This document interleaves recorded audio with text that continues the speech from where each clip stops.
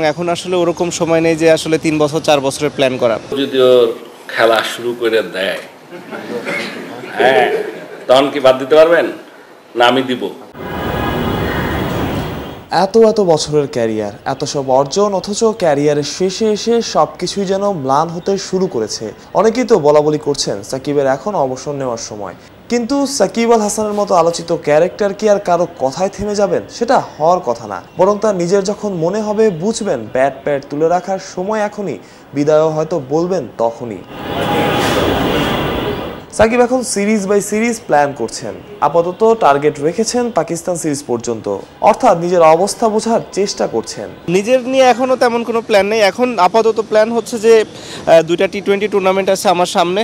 একটা হচ্ছে MLC, যেটার জন্য এখন যাচ্ছি, এবং এর পরপরই থাকবে হচ্ছে গ্লোবাল টি-20, যেটা কানাডাতে। পরপর এই 2টা টুর্নামেন্ট খেলি, দেখি আমার নিজের কি অবস্থা। এরপরে দেশের জন্য তো ইন্টারন্যাশনাল ক্রিকেট যেটা আছে, যে পাকিস্তানের সাথে টেস্ট সিরিজ। সো আপাতত প্ল্যান এতটুকুই, খুব বেশি আসলে প্ল্যান করিনি। নিজের বোঝার দরকার আছে, এবং এখন আসলে ওরকম সময় নেই যে আসলে 3 বছর 4 বছরের প্ল্যান করা। আমার মনে হয় 3 মাস 6 মাসের প্ল্যান করাটাই বেটার, এবং এর পরবর্তী প্ল্যানটা তারপরে। আপাতত এই পাকিস্তান সিরিজ পর্যন্তই প্ল্যান আছে। বিশ্ব ক্রিকেটে ক্রিকেটারদের ক্যারিয়ারের একটা সময় বোর্ডের প্রেশারও চলে আসে। অনেক সময় স্বেচ্ছায় অবসরগুলো পর্দার আড়াল থেকে নিয়ন্ত্রণ করা হয়। তবে বাংলাদেশ ক্রিকেট বোর্ড সাকিবের বেলায় তেমন কিছুই করতে চায় না, উল্টো বোর্ড আছে সাকিবের ভালো সময়ের আশায়। যতই আস্থা থাক না কেন, একটা সময় আসবে যখন নাকি ওরা আর খেলবে না।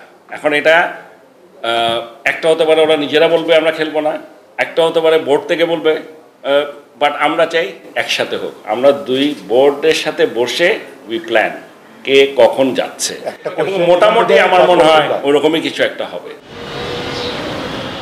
দেশের জন্য বড় অর্জনকে সঙ্গী করে ক্রীড়াবিদরা বিদায় বলতে চান, যেমনটা বলেছেন রোহিত শর্মা আর বিরাট কোহলি। সাকিবের মতো ক্রিকেটার যিনি বছরের পর বছর ছিলেন ICC র্যাঙ্কিংয়ে সেরাদের সেরা, তিনি কিভাবে তার ব্যতিক্রম হবেন? তবুও সবসময় সেরার মানদণ্ড ট্রফিতে মাপা যায় না, কিন্তু দেশের হয়ে একটা ট্রফি জয় তো অনেক বড় কিছু।